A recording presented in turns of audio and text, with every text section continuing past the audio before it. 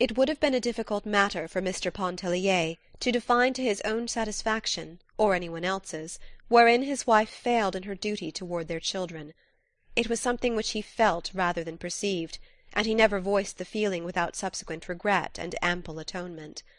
If one of the little Pontellier boys took a tumble whilst at play, he was not apt to rush crying to his mother's arms for comfort. He would more likely pick himself up, wipe the water out of his eyes and the sand out of his mouth, and go on playing. Tots as they were, they pulled together and stood their ground in childish battles with doubled fists and uplifted voices, which usually prevailed against the other mother tots. The quadroon nurse was looked upon as a huge encumbrance, only good to button up waists and panties, and to brush and part hair, since it seemed to be a law of society that hair must be parted and brushed. In short, Mrs. Pontellier was not a mother-woman. The mother-women seemed to prevail that summer at Grand-Isle. It was easy to know them, fluttering about with extended, protecting wings, when any harm, real or imaginary, threatened their precious brood.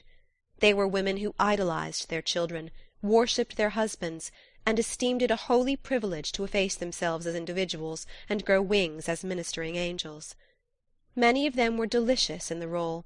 One of them was the embodiment of every womanly grace and charm.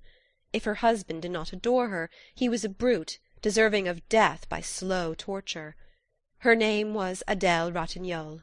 There are no words to describe her save the old ones that have served so often to picture the bygone heroine of romance and the fair lady of our dreams. There was nothing subtle or hidden about her charms. Her beauty was all there, flaming and apparent, the spun gold hair that comb nor confining pin could restrain, the blue eyes that were like nothing but sapphires, two lips that pouted, that were so red one could only think of cherries or some other delicious crimson fruit in looking at them.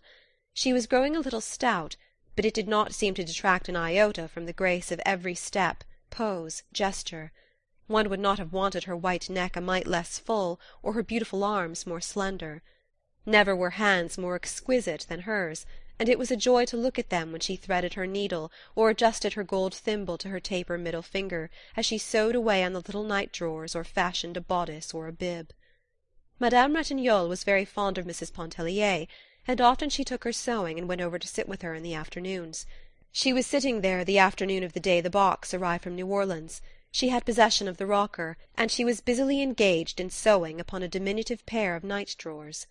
She had brought the pattern of the drawers for Mrs. Pontellier to cut out, a marvel of construction, fashioned to enclose a baby's body so effectually that only two small eyes might look out from the garment, like an Eskimo's.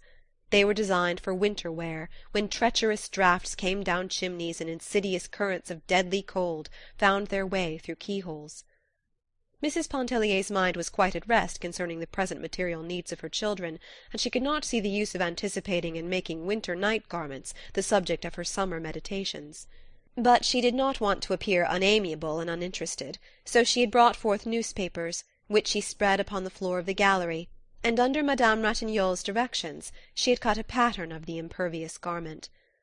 Robert was there, seated as he had been the Sunday before, and Mrs. Pontellier also occupied her former position on the upper step, leaning listlessly against the post.